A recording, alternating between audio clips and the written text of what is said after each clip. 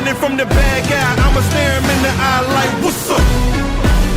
I know the journey got hard for a minute, but I ain't giving this up. Heard you looking for a hero.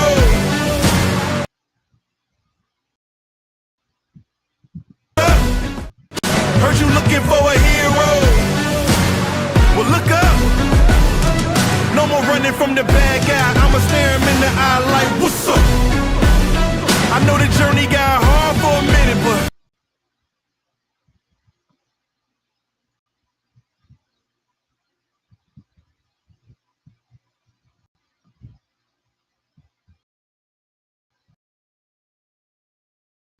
Hello, everyone, and welcome to Insights of a Survivor.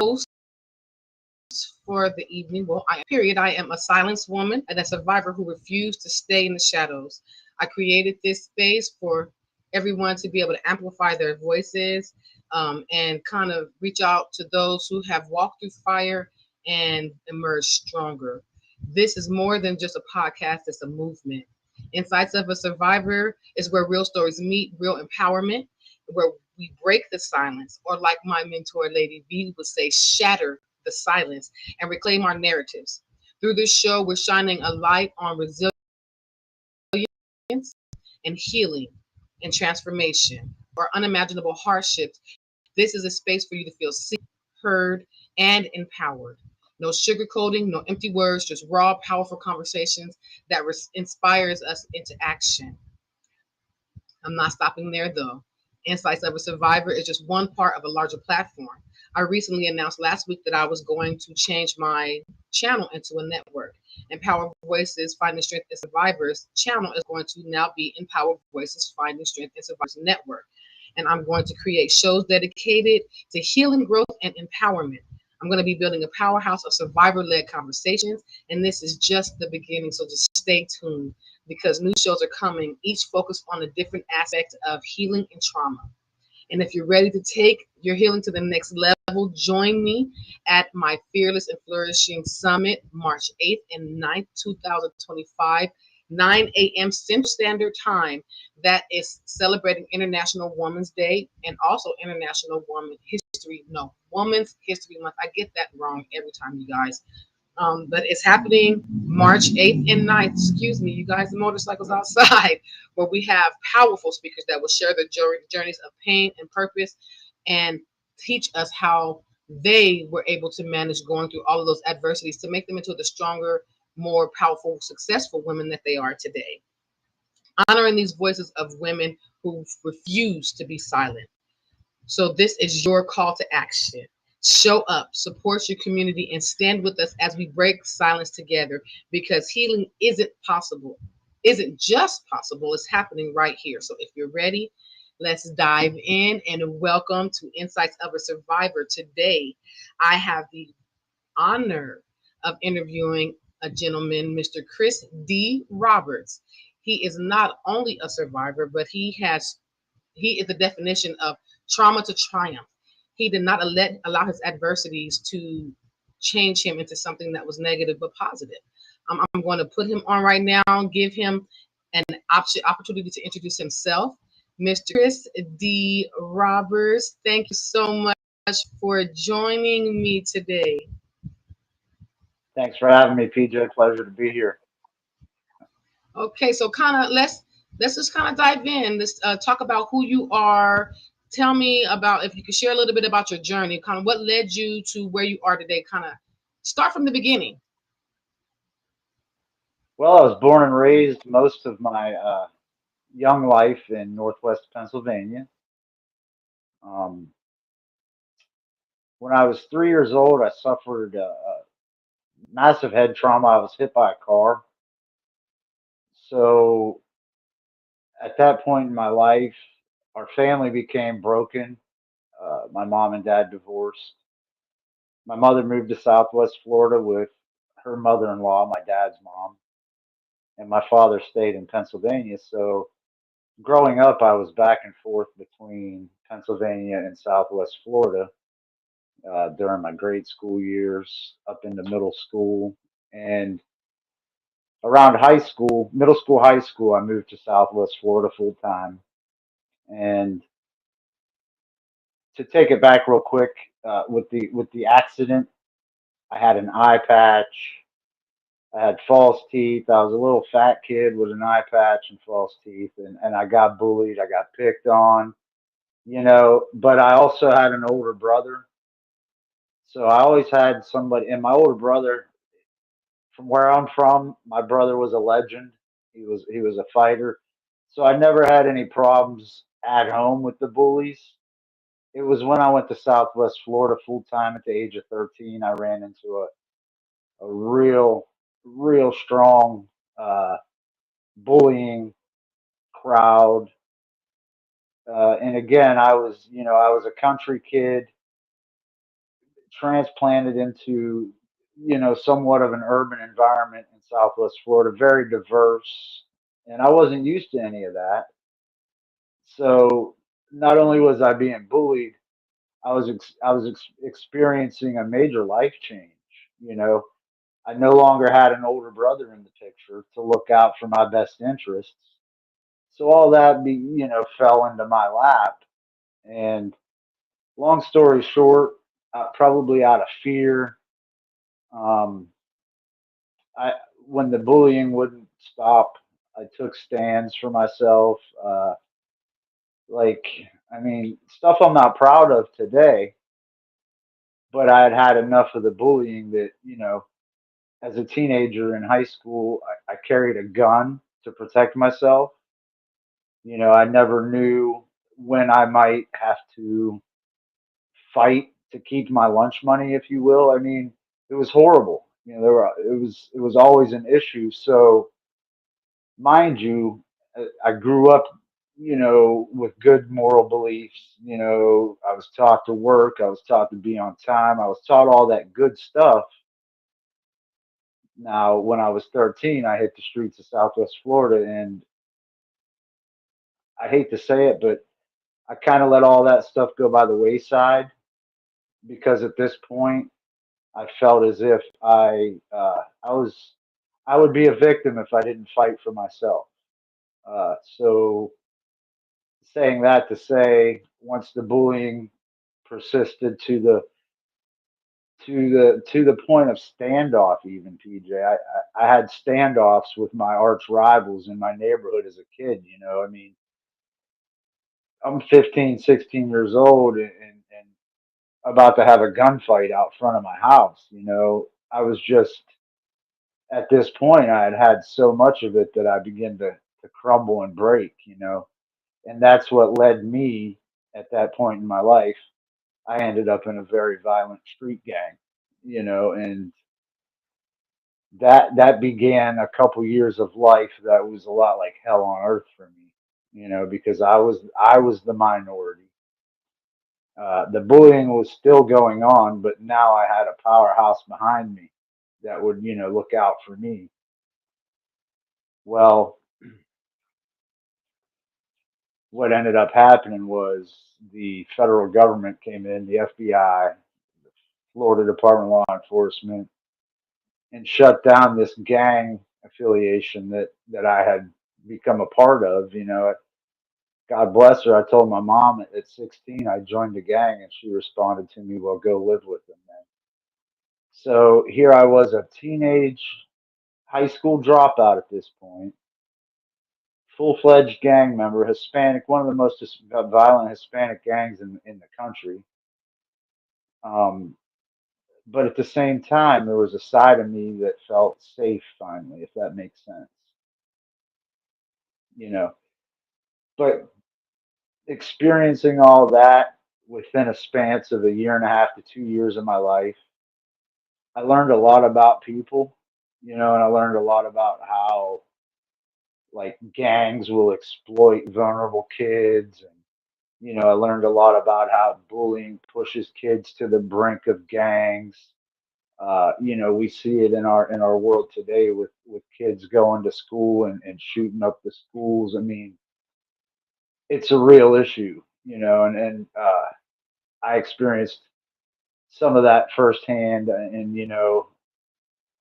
like I said, I ended up finding myself in a street gang, drug addicted, homeless teenager. And at the age of 18, I decided to close that chapter in my life. And it wasn't easy, PJ. They didn't just let me walk away at first. Before I turned 18 years old, I had two contracts on my head to be killed on site, basically. That I had to wade my way through all that. I had to go through that stuff that I used to think was so cool.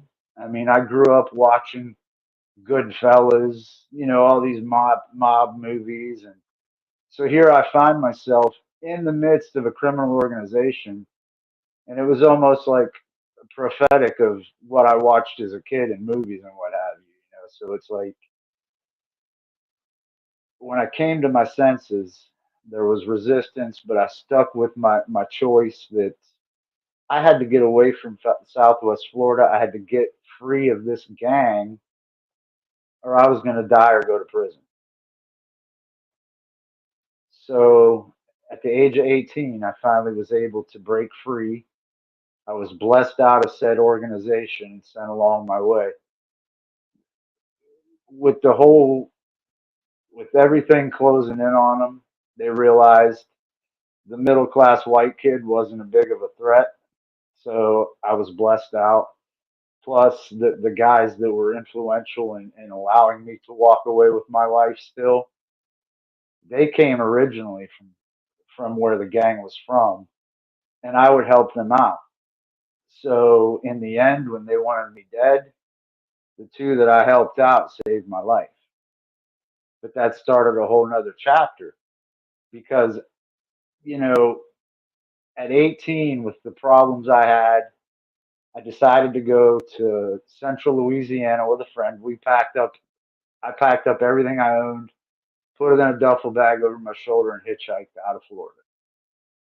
I knew I was finally free, but I realized, PJ, everywhere I go, I show up. Saying that to say, just because I got away from all that, I was still that person, you know.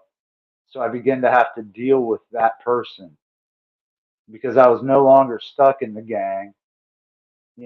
Again, that freedom that of that being lifted off of me was so amazing. But I show up in Louisiana and that same guy shows up with me. You know what I mean? So I went through my early 20s, right into my late 20s, still ravaged by addiction, still ravaged by trauma from my childhood, from my teen years. But I got myself involved in recovery. I ended up getting sober, working in recovery, working in treatment homes. One of my lifelong goals was to be in the military. My family was all military, so I got permanently disqualified for my eyesight. But 3, 4 years later, I was able to work for the government. So I've watched my life from everything that transpired. There's always been a redemption if I was resilient, if I got my mind right about things, if you will, and went about it the right way. There was always, for instance, the teen years I spent in the gang. There was a film in the '90s, Blood In, Blood Out, um, called Classic. Damian Chapa plays Miklo. Just a for instance, one of my first fight scenes on film was opposite Damian Chapa in Mexican Connection, who I watched as a teenager. So it was like redemptive, just like when I couldn't go to the military 3, 4 years later, I ended up working for the military. So these things have all, saying that to say sometimes we can't make sense of everything that happened, but as we just trust and go on one day at a time and give our all and do the best we can, it begins to make sense along the way. And these fast forward clear into 2019, when I had my first film experience, I decided that I'm an auto detailer by trade. I buff and polish paint. I restore headlights. Basically, I make cars resellable again. Um, so I've always done that everywhere I went. But when I landed that film role in 2019, it was on a Netflix film called Sweet Girl with Jason Momoa. If you've never seen it, I highly recommend it. Um, I was a detailer then in a small town, and I had that first film experience, PJ, and I decided at that point I wanted to pursue film. So having roots in Florida as well, my mother and my stepfather lived here at the time. I full stock, lock and barrel, packed up everything I owned in my 2002 Honda Accord and drove down to Southwest Florida with intention to pursue the film industry, which I got involved in the Florida film industry. I did a lot of work as a background actor, as an extra, and these opportunities begin to occur that I could have supporting roles, roles with dialogue.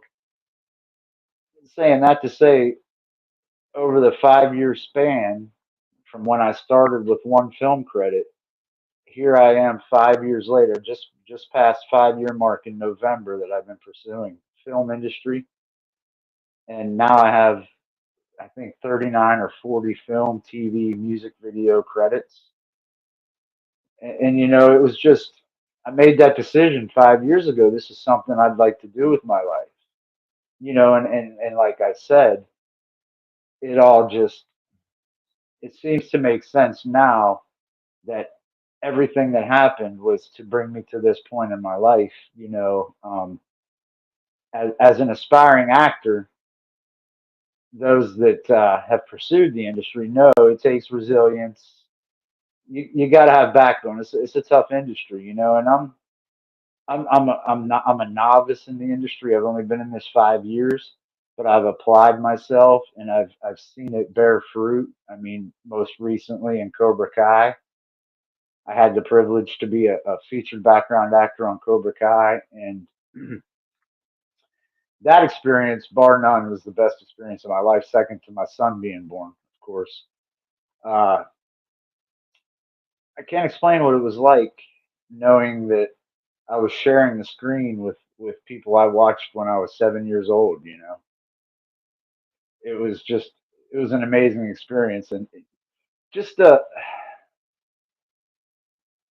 just a quick little intro to where I started, where I came from. To be where I'm at today, I'm very blessed. I'm very grateful. I don't know. I plan to continue this journey in film. I've been doing a lot of podcasts. You know, Thankful again to Netflix, Cobra Kai, Cab Casting, Atlanta, Georgia. So many people I could thank. But I plan to continue, whether it be doing more podcasts, whether it be speaking engagements, just to continue to see one day at a time what more Kris D. Roberts can do. Because a lot of people watching can probably relate. When you've been at rock bottom, you just it's hard to explain the journey. I had a friend, Lonnie Celestine. He always would tell me, if I could look up, I could get up.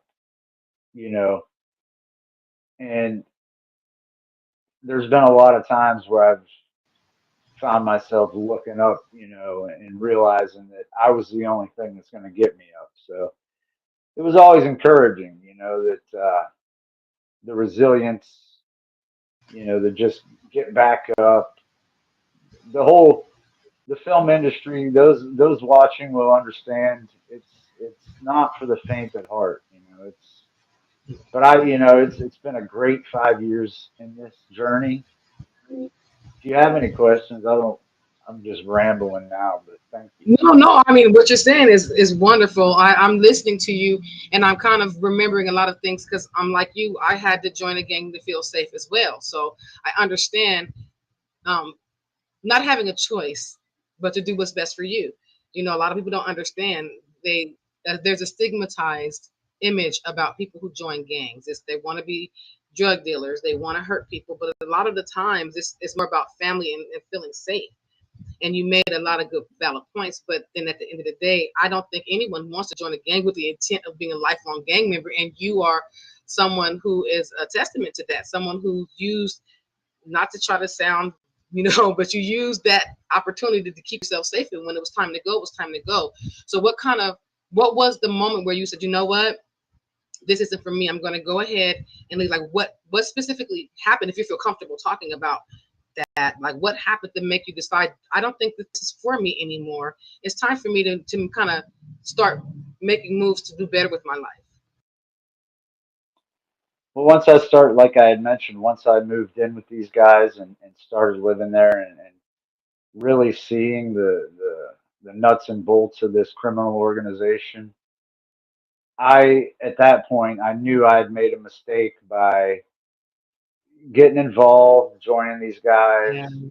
But basically, when the federal agents are knocking at the door, Yeah. that was pretty much when I said to myself, this maybe I need to make some different life Yeah. decisions here. And of course, it came with a stigma at first, blood in, blood out. These guys are known to kill people. So Yeah. it was a very rocky year and a half, making the transition to the last 6 months, watching everything crumble, people pointing fingers. And now, mind you, I'm the only white guy in this gang. I'm the minority. So immediately fingers were flying at me, you know, but all that was cleared, I didn't, nobody said nothing.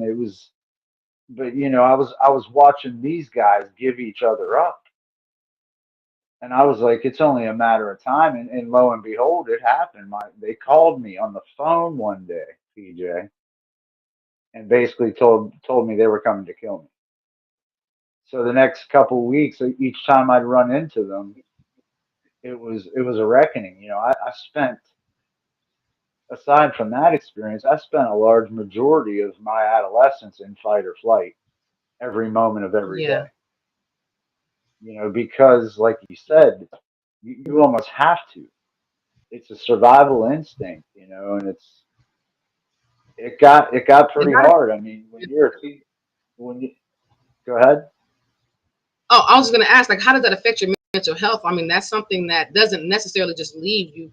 Like, fight or flight is something that if you just growing up with it, it's not something that you dealt with as a teenager. You've been dealing with fight or flight since you were a young boy. I mean, you said you had your brother helping you, but I mean, I'm sure he wasn't always there, So you were in fight or flight since you were, what, 3 or 4 years old. Like, how does that affect your mental health? It's very taxing. It comes with anxiety, and this is all works in progress. I've learned coping mechanisms. I've learned self-care, meditation. I've learned a lot of things since then. But saying that to say, it is very demanding. It's taxing on your energy, your mental health, how we treat others, because it all goes together, you know what I mean? So I had to begin to deal with those things.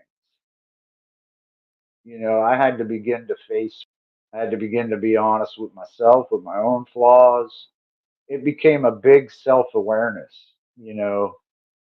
Uh, the mental health thing was huge because, yeah, it was bad. It was really bad.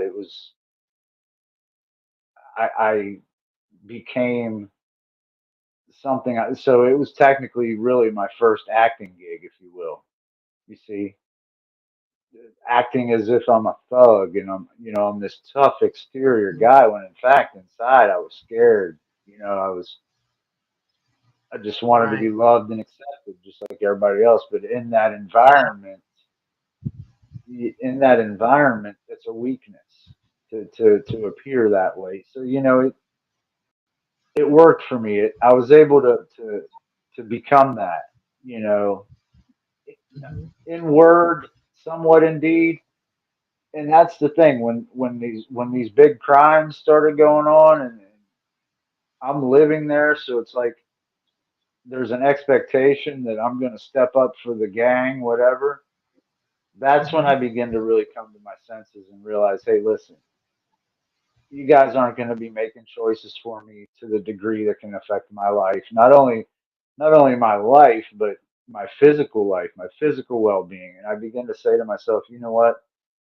This has to stop. And that's, I'm pretty sure I reached out to one of the guys 25 years later. And this was somebody I thought would never get out of the gang. He was a lifer, and he even tried to get out and they tried to kill him.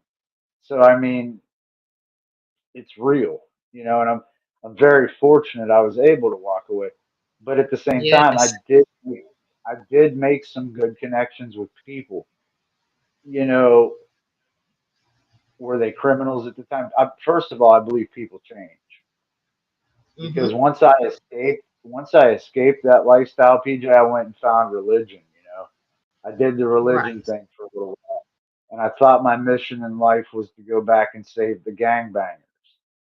So I went back to Florida, which, well, I'm in Florida now. I came back to Florida and I was able to see that, people were still doing what people do. I was under this influence that I could go save gangbangers, and it wasn't it wasn't the time, I guess, or maybe it was. I don't know what happened, but anyway, I met individuals that I had parted ways with years before, and there was still on. We were still friends, even though aside from everything else. So I don't know. I'm glad at 18 I made the decision I did. I don't regret it. Yes. I don't regret living the life I lived because it was what I had to do, if that makes sense. Yes. Yes, it does. But I It sure really learned a lot. Yeah. yes. That's the beauty about these journeys that we're on during the time when we're actually in them. We're like, oh my goodness, but what you learn from them, you cannot. It's helpful. It's very helpful, and it teaches us. It helps us grow into being better people. So your journey led you to becoming an actor. You started with Blood In, Blood Out. Did not tell me that part. I would have cried. I'd have got starstruck because that's one of my favorite movies. Oh my god, Well, I wasn't. how Let me was let me correct it. I wasn't in Blood In, Blood Out. I watched Blood In, Blood Out as a teenager, you and one watch? of my I'm first sorry.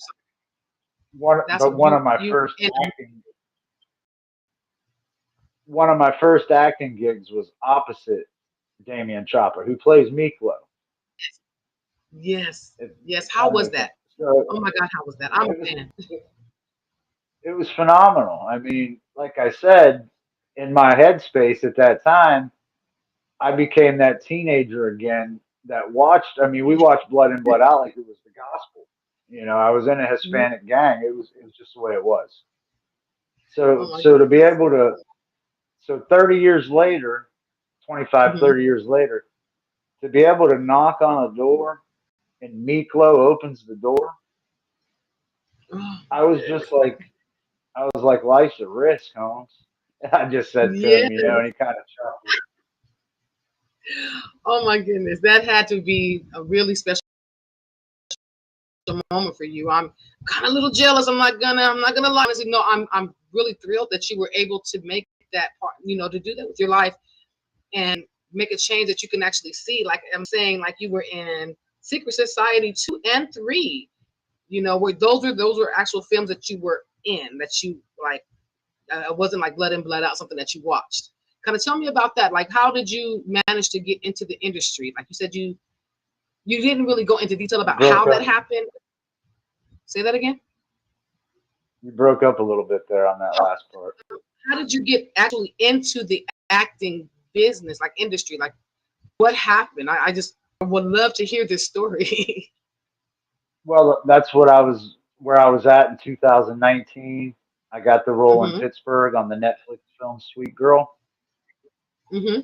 Jason. and Oh, then I like a year and a half later, I moved to Southwest Florida and just began pursuing film opportunities. And the Mexican connection with Damien Chapa, aka Miklo, was one of those things. Secret Society Part Two was significant. Uh, I met Jeremy Meeks on set of that film, and if you're not familiar with Jeremy Meeks, he's the, I don't know, probably a decade, maybe even longer ago. His mug shot was on the internet. He's got the baby blue eyes and all the face tattoos. Anyway, all the women went nuts. You know, he's a handsome guy. Well, next thing you know, he's landing modeling contracts and he's acting in films. Well, lo and behold, I met Jeremy Meeks my first day on set of Secret Society 2. And I asked him after we filmed for a couple days, I says, hey, do you have any tips for a young actor? You know, someone aspiring to get into the industry. And here's the significance. He gave me his advice. And over the next 18 months, I was on two more film sets with Jeremy Meeks. And I was able to tell him each time that I took his advice and it must be working because I'm back. But Secret Society 2, I played just a blurry guy. I was in the background, but I was blurry. I was a prison inmate in a wheelchair. Mhm. And then fast forward a year later, I get a phone call, and it's the production company, Myasha Productions. Thank you so much for having Kris D. Roberts. They called me, PJ, and they says, "Hey, we're gonna film part three. We want you to come back." So I was like, "Okay, I'm in." You know. So not only did I get to go back for the third installment of Secret Society, but I was also able to bring five or six fellow Florida actors into the cast with me. The casting agency or the casting department worked with me and helped me bring people on board, which in the film industry, that's how we survive. We help each other, you know, we network and just like life in general, you know. But anyway, and relationships have even evolved from that film set. I mean, I'm still collaborating with people I worked on with that in that film. We're still collaborating to shoot in Georgia this spring, you know. So it was a beautiful thing once I got involved in the network and started meeting the people, the opportunities started arising. And like I said, the more experience you have, you audition, you read for parts. Next thing you know, you're getting supporting roles, you're getting dialogue roles. So you're no longer the blurry guy in the background. You see, you might be like like my first full 12 months going hard in the paint and film. I was a cop on two or three films, and I think I got shot six times. Saying that to say, you know, I might have got shot six times, but I got to say something. So to be able to speak on film is a whole nother game. You see, it's one thing to just be in the background milling around, you know, but when you're trusted to come, you know, front and center and dialogue and be a character, it's a whole nother game, you know, and it's a beautiful thing that I've been able to, you know, like I say, start in the background and slowly, progressively work my way to the front. And next thing you know, I'm landing a recurring role. Uh, I got a role, you know, in a series or role in a, you know, a trilogy, however the case may present. But yeah, it's just been lots of networking. You know, I can't thank the Florida film industry enough, Georgia film industry. You know, I've worked with people all over from all over the world, you know, and obviously Cobra Kai's fandom is all over the world as well.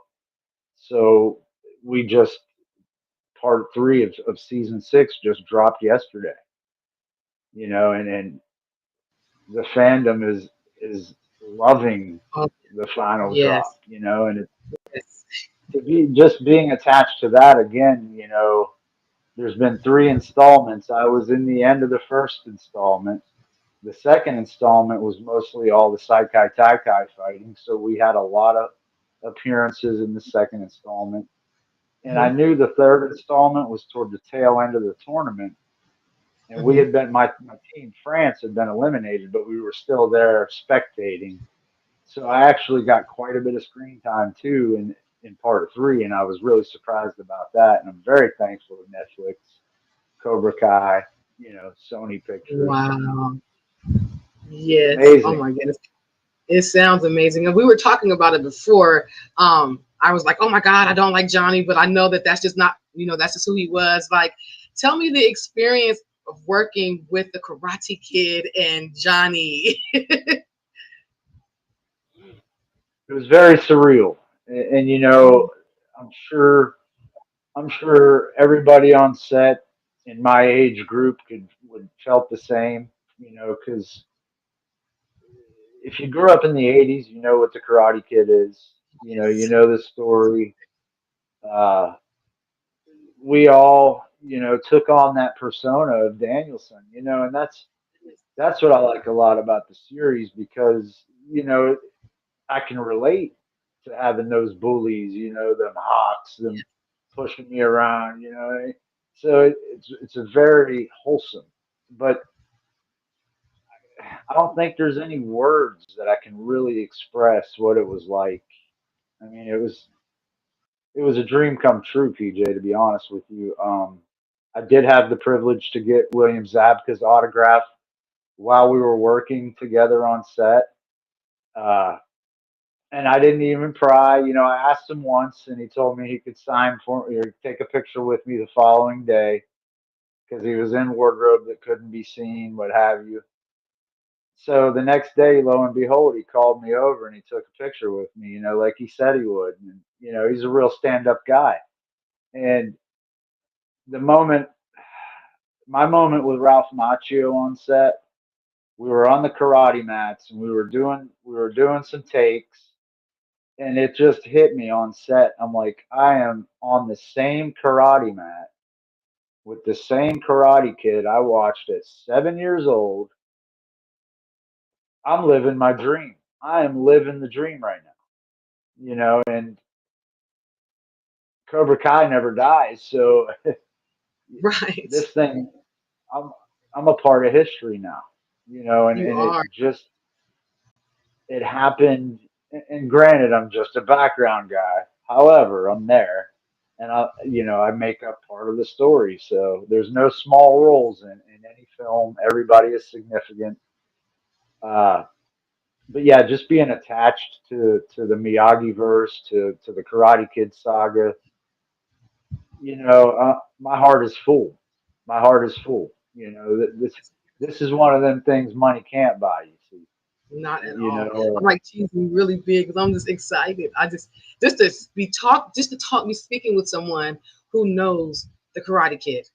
I mean, I've watched every single one from Daniel San all the way up to Jaden Smith. I am a Karate Kid fan, so I'm like kind of starstruck right now. You just a backup. No, you've done something I've never done. So that in itself is an accomplishment. I would never ever. I mean, like I said, I'm just like I'm sorry. I didn't know how I was gonna do this interview because I was like excited this entire time. I'm telling my daughter like, because I told you she's a fan of Cobra Kai, and I'm like, oh my God, he was a Cobra Kai. Oh my God, he knows Johnny. Oh my God, he knows. So the fact that you even honored me to even come onto my little baby podcast and just honor me with your story of resilience, because you are resilient to have the background that you have, the history that you've had. You said you struggled with addiction in your 20s. Like, I can't see any of that right now. All I see is a strong man who's accomplished, who's successful, and who's going to do really big things, really, really big things. I'm sorry. Thank you, PJ. Of course, that's what I keep up here and in here. It's Yes. because just like everybody else, it ain't always tiptoeing in the tulips. Life will try you. Life will, but I did learn a lot. Like I said, even a lot of what coming out of the gang, what influenced me to come out of the gang Mhm. was remembering my roots. what I was taught. Because see, when I was still living in the country before I moved to Florida, I mean, I would get on the school bus. I would get off the school bus in the afternoon. I would go out back. I'm 12 years old, 11, 12 years old. I'm splitting firewood to heat our home for the winter. You know, I mean, I did these things that are like admirable. You know, where the red fern grows, kind of stuff. You know what I mean? It's so yeah. I was able to channel that energy from my past and lift myself up a lot too. You know, but very thankful for what had transpired throughout my life to force me to reach down, as Dad would say, Ed Roberts, he would say, reach down and grab your best, Hmm. pull yourself up by your own boot. Yeah. uh, but yeah, back to the film industry. It's been a marvelous trip. I've been in music videos. I don't know if you've heard of Jay Wheeler. He's a popular Puerto Rican reggaeton artist. I've That's been my blessed daughter. to be in I've been blessed to be in 3 or 4 of his music videos, featured as an FBI agent. Okay. And those were things. I show up in Miami to film a music video, and an actor that was supposed to do the part I did didn't show up, or he had to leave early. That's what it was. He left early. So they grabbed me out of the crew, out of the rest of the guys I was with, and they said we want him to do the job. So sometimes you never know what could happen on a film set. Before I when I was scheduled to when I was booked for Cobra Kai back in the early spring last year, just how this thing works. My agency, Latin Models of Miami, my agency reached out to me, PJ, and they says, "Hey, the casting director from Bad Boys 4 is trying to get a hold of you. Answer your phone." So here I was, I'm at work, and mind you, I work full time, and I pursue film on the side. But I'm at work, and I had just booked Cobra Kai. I was on cloud nine. Couldn't have gotten much better. And here I am on the phone with the casting director of Bad Boys 4. And due to my obligations with Cobra Kai, which love Bad Boys, love the Karate Kid, I was committed to the Karate Kid. My job had already made arrangements with me. I could take a week off, travel to film in Atlanta, this, that, and the third. And all of a sudden, I'm on the phone with a Hollywood casting director, and I got to tell this gentleman I have to decline. Yeah, it And was all hard. within one. It all happened within 1 week, and it's still kind of bittersweet. But it's sometimes it's just like that. I mean, maybe I could have, cause see, one filming location was 5 hours this way, and the other one was 5 hours that way, and they were real close together. And I'm working, living week to week. Long story short, it just wasn't physically possible for me to pull both of them off, or I sure would have. But sometimes, and like I said, it was a bit of a hurt piece. I was like, how am I supposed to feel about this? Because I'm on cloud nine with Cobra Kai, but I just turned down something that could have, what I begin to fall back on is you'll hear about how this actor accepted a role, but it was offered to another actor. So I just begin to reason with myself. Happens all the time, man. It happens all the time. But yeah, I was slated to be a stand-in for the captain on Bad Boys 4. That's like one of the main guys. Yeah, I was like, holy cow, I missed it. Yes. But I wouldn't trade anything. I'm glad I'm No. on Cobra Kai. I'm glad Yes. I had the opportunity to be on Bad Boys 4. It just wasn't in the cards, and but it's More still to come. that's a pretty, yeah, absolutely, absolutely. I'm so I'm so happy for your experiences. How did you face any of the challenges along the way? Because like a lot of us who struggle with trauma, they see survivors, and we're sitting here and we're looking like, hey, everything's fine. Like, how did you overcome the challenges? I know that there were days that you may have felt like you wouldn't. And then, even with you, getting these roles, sometimes those little voices in our heads can be our worst enemies. How do you overcome those? Well, it helps to, and again, like I said, a lot of times I feel like a work in progress. I live by the 1% rule. If I can make my life 1% better today over the span of 365 days, that's 365%. So I don't set too high of a bar. You see, I allow myself some wiggle room. Yes. Basically, I try to stay in the present. I try to Hmm. stay in the right now. I try not to allow my mind to get too far into the future to where we get into our heads and where we start the what ifs and this, that, and the third. And that's when the negative self talk comes. That's when the what if this happens or what. So I try to just stay away from that. I disassociate with anything but today and preferably what's right in front of me. Because I know me, I have that ability to magnify things, to exemplify things, and ultimately beat myself up. So I had to lighten up on myself, and that's, I think, a lot of during my addiction, I wanted to stop but couldn't. It was that whole control thing. So once I stopped that, I had to learn, hey, there's things over here I'm still trying to control that if I play with them too long would is what used to cause me to run to my addiction. So to overcome the struggle, I had to first let go of the struggle. You know, any perceptions I had of it, or whatever I thought I knew about things. So and again, it's a work in progress. But it all began with me looking at me. My father taught me it's the man in the mirror. You know, I wake up and look at my worst enemy every day when I look at myself in the mirror. I had to learn. I had to own my stuff. I couldn't blame things on being bullied no more. I couldn't blame things on coming from a broken home. I couldn't blame anything on anything anymore. I had to take responsibility, and it was a long process. Like I said, still a work in progress. But I can look back and just recently I came over a 20-year mark from when I was at rock bottom. Looking back over the 20 years, it's just been a lot of trial and error and learning about Kris D. Roberts. I had to learn about me. I had to eat some humble pie. And it's an ongoing thing. So I just I try my best to get out of the way.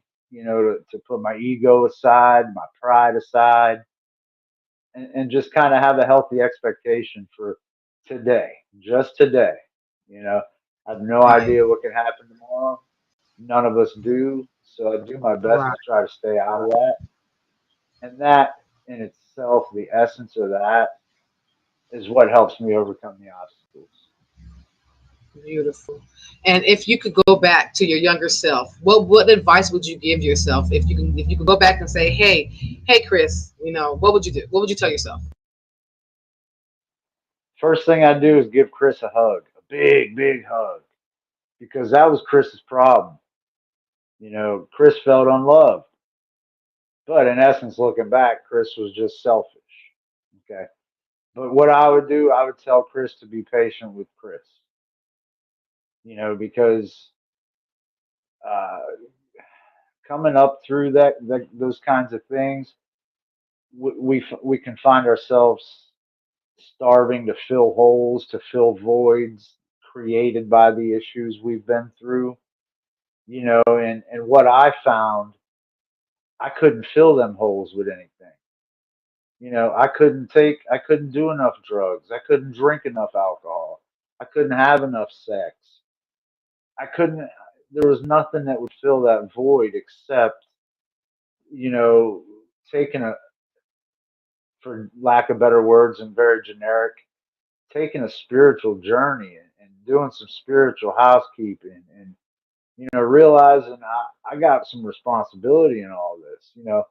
I had responsibility for the way I was as a kid, even though I didn't own it then, and I didn't deal with it then. It started to creep up into my early 20s and begin to strangle the life out of me when it was just some things I needed to deal with. And again, I'm a work in progress. You know, Today was a pretty good day. Yesterday was pretty good. Odds are tomorrow's going to be even better. So I try to live with that mentality now instead of the doom and the gloom.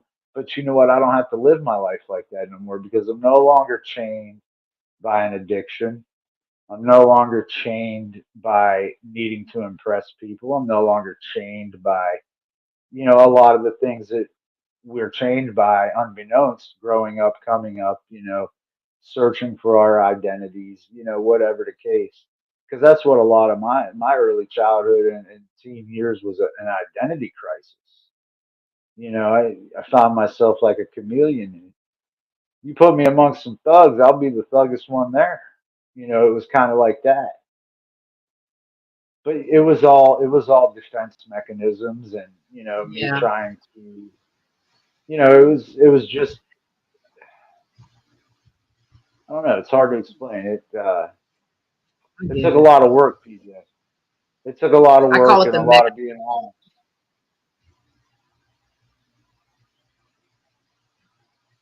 So if what advice would you have to anyone who's struggling with their identity, anyone who's dealing with being bullied, anyone who's dealing with addiction, anyone who's struggling with identifying with who they are? What would you say to them to help them start with their healing journey?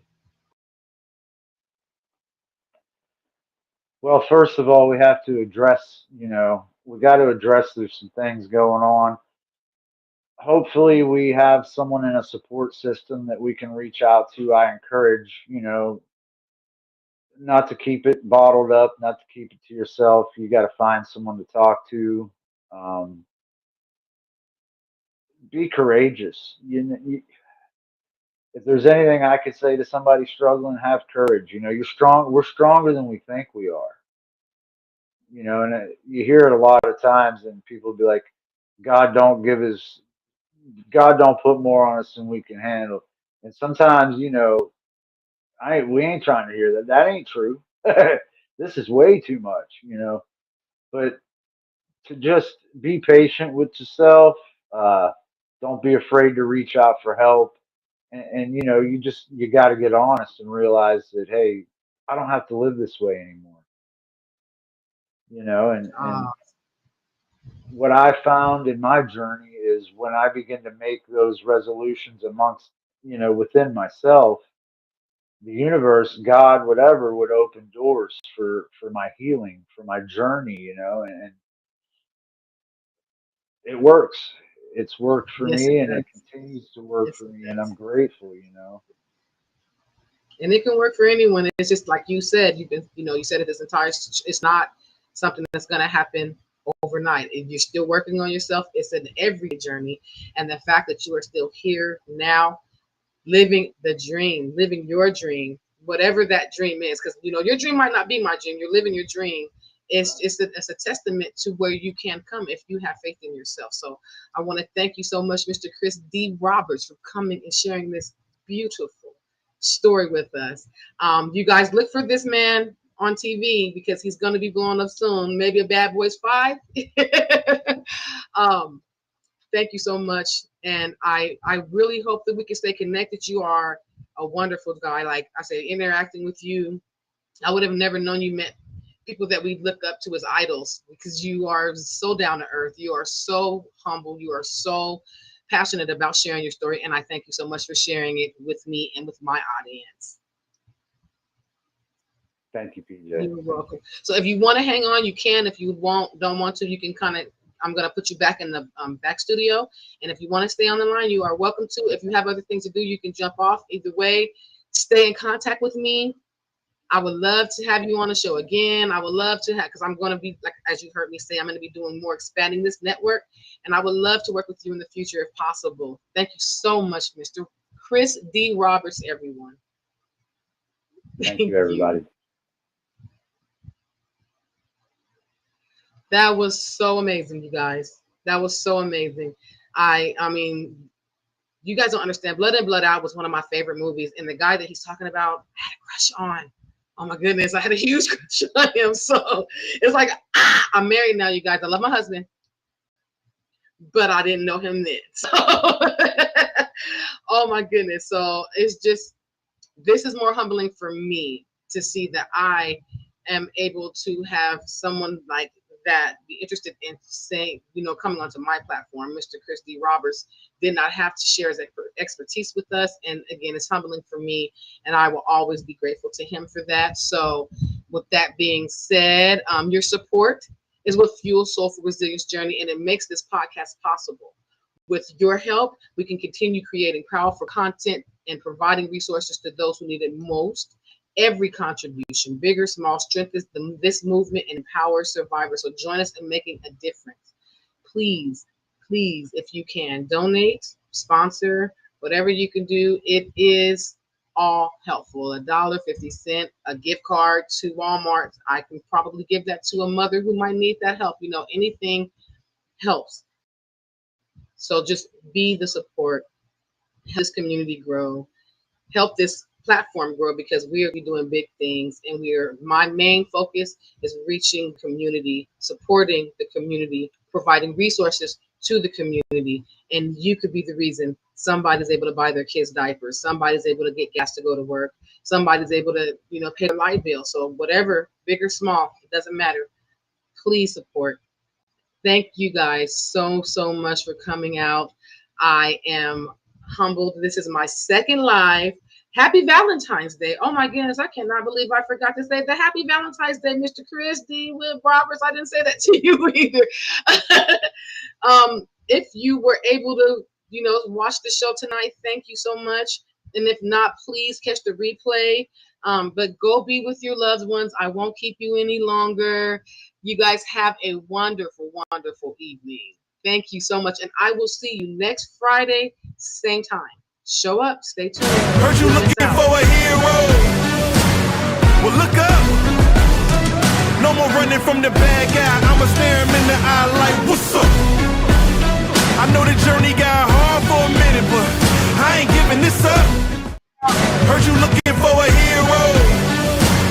Well, look up.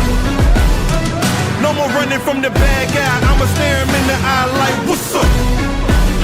I know the journey got hard for a minute, but I ain't giving this up. Heard you looking for a hero.